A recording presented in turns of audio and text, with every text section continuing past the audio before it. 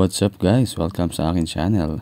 Itatry natin i-charge yung 580 watts na solar panel gamit itong ating SRNE.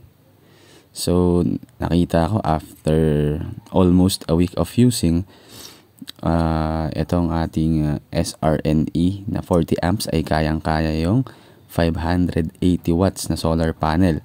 So yung kanan at kaliwa sa taas, tig isang 580 watts yan. So pumapalo ng 33 amps. So kinakaya naman niya yung ating 580 watts.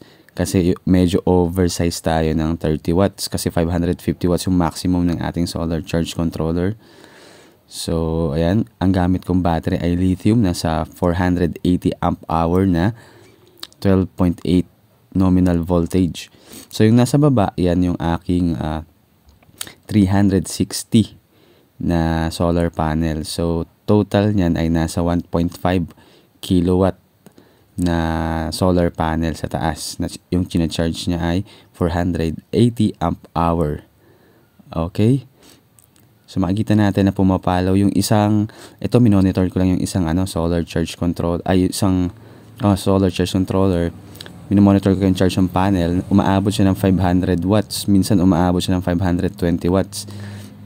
Nasa almost 90% ng efficiency yung ating solar panel at sobrang ganda ng na-order ko to sa Lazada ng sale at nasa 90% yung efficiency niya.